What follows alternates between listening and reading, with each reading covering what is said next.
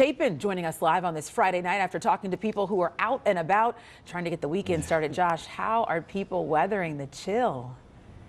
Well, Lauren, this is a no joke kind of cold. It says 31, but when you scan down on the phone, it's about 23, 22 real feel. I'm rarely one to put a beanie or any kind of hat on to do live television, but it is one of those nights tonight. Look, we found a lot of folks dressed out and about like the way I am, those folks embracing these temperatures. We also talked to some experts to guide you through the next couple of days. And you're coming down for the weekend from Connecticut. You were expecting it probably to be a little bit warmer. It's 17 degrees up there when we left.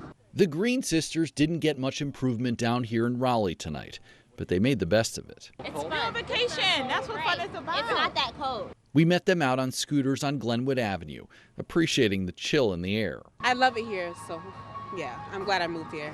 Shontae relocated from Connecticut last year. Her family came down for a visit this weekend. We have a graduation party we're going to, so we're just out and about. This is their first time being here, so I'm just showing them around. Much of their sights and sounds around town came with another feeling, a bitter cold Friday night. We saw folks like them bundled up in Raleigh's entertainment hotspot. Others opted for tents with heaters at Gringo a Go-Go on Person Street, right outside where we met Mark Spancake. She walks much faster in the cold. So it makes the walks a lot quicker. And she's missed the snow, though. Walking Lola. We're getting out our winter jackets.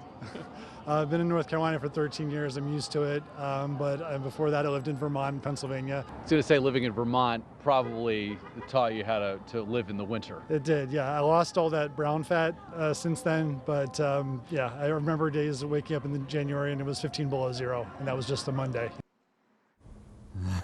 A Monday, not 15 below here, Lauren. Not the kind of weather you want to be standing in for long periods of time. If you do want to go from one place to another, probably grabbing an Uber is your best bet, or just curl up and watch Eyewitness News, as many of you are doing right now on your couches.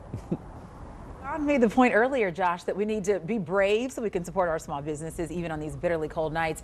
All right, Josh, you were out talking to the people, but there's also a very serious side to temperatures this cold. So you also got some helpful information from the professionals.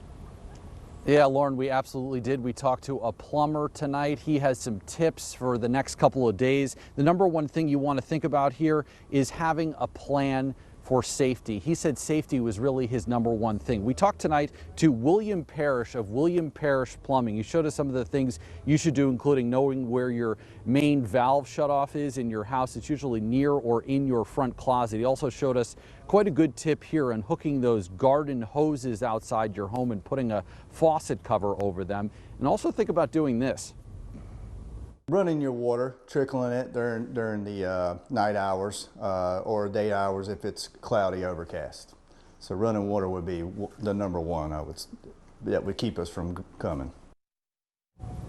Parrish told me last Christmas they got somewhere in the area of 400 calls the day after that cold snap, and he and his team, they just can't handle that load, and likely other plumbing companies can't handle that load either. So Lauren, you want to think about those outdoor exterior plumbing things and covering those up to avoid having to call someone like William tonight or in the next few days. All right, Josh Chapin reporting for us. Josh, thank you.